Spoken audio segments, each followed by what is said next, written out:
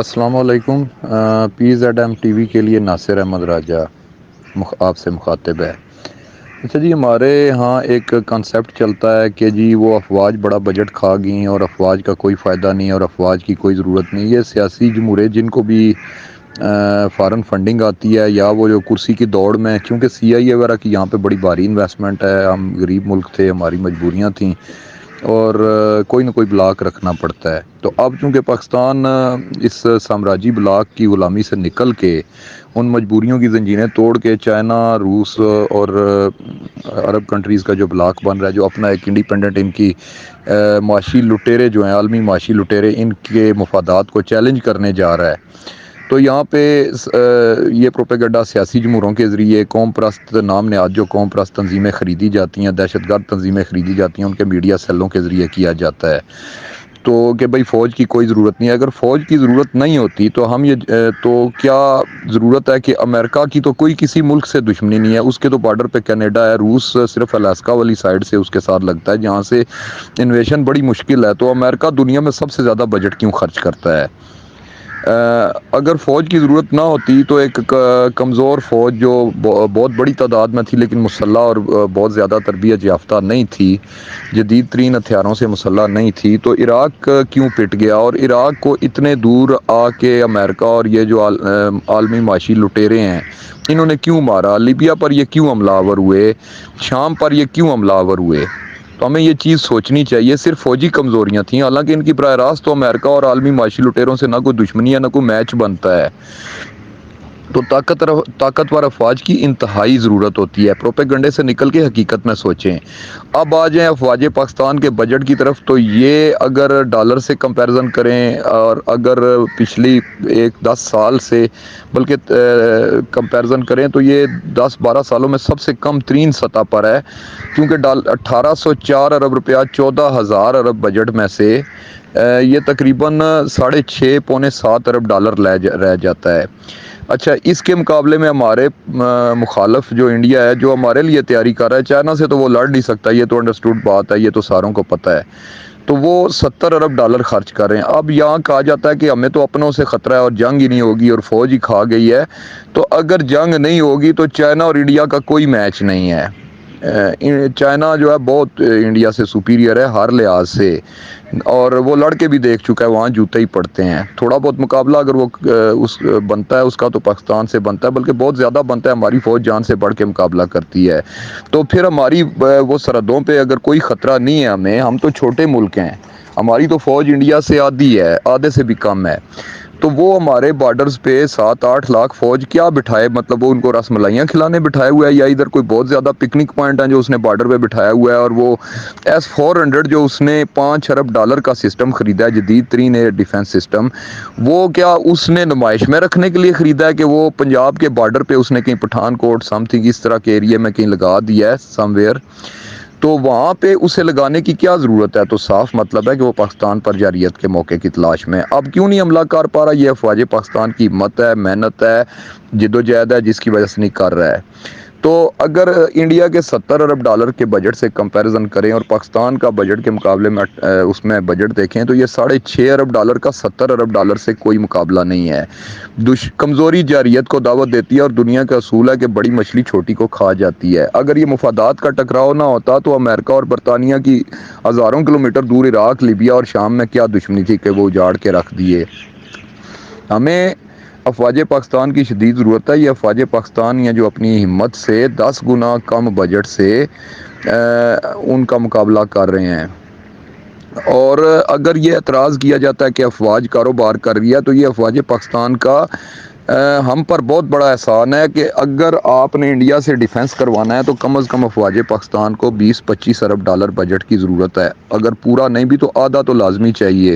ہم 6.5 ارب ڈالر دے کے ان سے سیلاب میں بھی کام لیتے ہیں، زلزلے میں بھی کام لیتے ہیں، ان کا بہترین اکوپمنٹ ہوتا ہے۔ ایک ہیلی کاپٹر 1.5-2 ارب روپے کا ہے جو 400 کی تعداد میں ہمارے اوپر سیلاب میں پرواز کرتا رہا ہے اور ہمارے بندے اٹھاتا رہا ہے، اور ایک بندے کو انہوں نے جا کے اٹھایا، اور اس میں ایک بریگیڈیئر، ایک میجر لیفٹیننٹ جنرل اور 5-6 جوان جن میں SSG کے کمانڈوز بھی تھے قوم پر، انہوں نے قربان کر دیے ہیں۔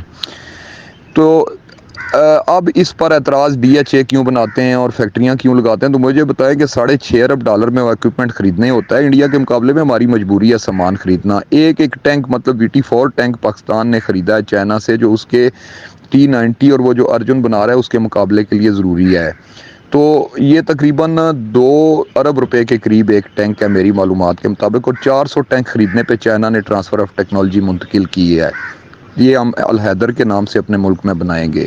تو یہ جو دانشور بات کرتے ہیں نا افواج پاکستان کام کیوں کرتی ہیں، تو افواج پاکستان اگر $5-7 ارب کا کام کرتی ہیں تو 300-400 ارب روپیہ قوم کی معیشت کو ٹیکس بھی دیتی ہیں، اور جتنے بھی افواج پاکستان کے اداروں میں ملازم کام کرتے ہیں وہ 90% سویلین ہیں، اور سارے ادارے پرافٹ میں چل رہے ہیں۔ جبکہ گورنمنٹ سیکٹر میں دیکھ لیں جو آپ کے نمائندوں کی نام نہاد نمائندوں کے ادارے ہیں، کہ وہاں پہ PIA کیسے جا رہا ہے، اسٹیل مل یہ کھا گئے ہیں، ہر چیز یہ کھا چکے ہیں۔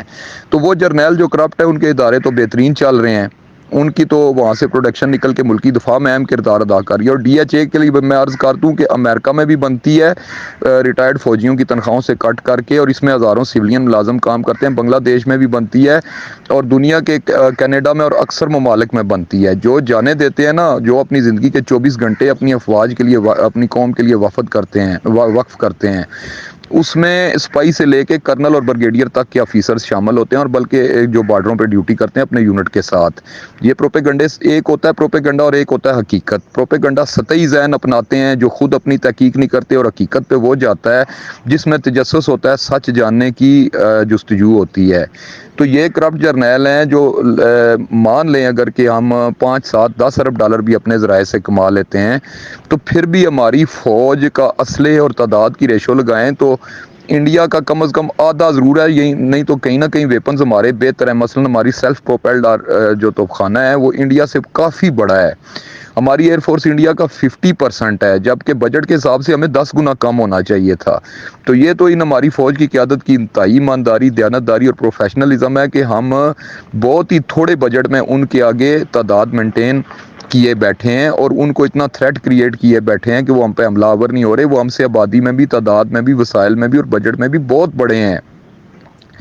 تو اب آپ کی مرضی ہے کہ آپ نے سیاسی جمہوروں کے جن کی وجہ سے ہم $130 ارب کے مقروض ہیں، اور جن کی وجہ سے ہم بیڈ گورننس کا شکار ہیں، جو صرف جذباتی بڑکیں لگاتے ہیں، نعرے لگاتے ہیں، اپنے ورکرز کو آگے کر کے خود وہ حفاظتی تہوں میں چھپے ہوتے ہیں، جو اپنی جان کو ورکرز کی جان سے زیادہ قیمتی لیتے ہیں، اور جو عوام 20-25-30 ہزار پہ 80% سسک رہے ہیں، ان سے مراد لے کے وہ لوگ اربوں روپے کی مراد اور سکورٹی انجوائے کرتے ہیں، اور ظاہر کرتے ہیں کہ ہم تمہارے مسیح ہیں، اور ان کی وجہ سے ملک پستی میں ڈوب رہا ہے، قرضوں کی دلدل میں ڈوب رہا ہے۔ وہ میں سارے سیاسی جمہورے برابر ہیں، میں کسی ایک کو پن پوائنٹ آؤٹ نہیں کر رہا ہوں، نہ میں کسی ایک کو نامینیٹ کر رہا ہوں۔ تو قوم کو تجزیہ لگانا چاہیے، اور اس کے مقابلے میں 10 سے 12 جرنیل ابھی تک اس قوم پر قربان ہو چکے ہیں، سوائے رشیا کے موجودہ دور میں کوئی بھی جرنیل جدید جنگوں میں قربان نہیں ہوا۔ جرنیل بہت قیمتی ہوتا ہے، وہ اس کے پاس 40 سال کا ملٹری ایکسپیرینس اور PhD کے لیول کی تعلیم ہوتی ہے۔ یہ دنیا کا اصول ہے کہ ایک 3 سٹار جرنل کو PhD کے ایکول سمجھا جاتا ہے، اور یہاں پہ ہمیں بتایا جاتا ہے 12 پڑھے، تو اس گمراہ کن پروپیگنڈے سے وہی نکلے گا جس کے دماغ میں شعور ہوتا ہے، جس کے دماغ میں ابل وطنی ہوتی ہے اور سچ جاننے کی صلاحیت ہوتی ہے۔ ورنہ ہوا میں سے اڑتے ہوئے شاپر پکڑنا بہت آسان ہے، لیکن ان کے ساتھ غلاظت ملی ہوتی ہے، مٹی اور کیچڑ ملا ہوتا ہے، جو ہوا کی آندھی میں اڑ رہے ہوتے ہیں۔ سچ کے پیچھے جانا چاہیے۔ یاد رکھیے، جھوٹ آپ تک چل کے آتا ہے، جھوٹ پر اربوں ڈالر کی انویسٹمنٹ ہوئی ہے، اور سچ آپ کو کھوجنا پڑے گا، سچ پر آپ کو ٹائم لگانا پڑے گا، سچ کو آپ کو جھوٹ کی گرد میں سے جھاڑ کر نکالنا پڑے گا۔ تو سچ یہ ہے کہ افواج پاکستان جو کچھ کر رہی ہیں، جن وسائل میں کر رہی ہیں، ان کی قیادت کی اہلیت، دیانتداری ہے کہ یہ ناممکن کو ممکن بنا رہی ہیں، کہ 5 گنا بڑے دشمن کے خلاف آپ کو دفاع بھی دے رہی ہیں، اور ہر قدرتی آفت میں اربوں ڈالر کی مشینری کے ساتھ آپ کے سر پہ ہوتے ہیں، جبکہ 88% بجٹ سول حکومت کے پاس ہوتا ہے۔ ان کا کام ہے کہ یہ آپ کو پروٹیکٹ کریں، فوجیں یہ کام نہیں کیا کرتی۔ ادھر سے یہ کہتے ہیں فوج سرحدوں پہ ریت و سیلاب، زلزلہ، قدرتی آفت، آندھی، ایون ٹڈی دل مارنے کی بھی مشینری، ان جو 10,000 میں سے جن کے پاس 12,000 ارب روپیہ بجٹ ہوتا ہے، وہ سارا اپنے اوپر خرچ کر دیتے ہیں اور کرپشن کر دیتے ہیں، اور آپ کے لیے کچھ نہیں چھوڑتے۔ یہ بچی کھچی ہڈیاں چند روڈیں اور چند سڑکوں کے علاوہ۔ تو جو افواج پاکستان آپ کے لیے ہر قدرتی آفت میں بھی ضرورت پہنچتی ہیں، انجینئرنگ سروسز میں بھی پہنچتی ہیں، آپ کو روزگار بھی دیتی ہیں، آپ کو اپنے پلے سے کما کے آپ کو بہترین دنیا کا ڈیفنس دے رہی ہیں، اور 7ویں لارج پاورفل ملٹری رجیم بنا کے بیٹھی ہیں۔ ان کی قیادت پر کیچڑ اچھالنے سے پہلے تھوڑا سا دماغ کی کھڑکی کھولیں اور سچ کے پیچھے جائیں۔ اربوں ڈالر کے پروپیگنڈے کے ہوا میں اڑتے چھاپر نہ پکڑیں، افواج پاکستان ہے تو پاکستان ہے۔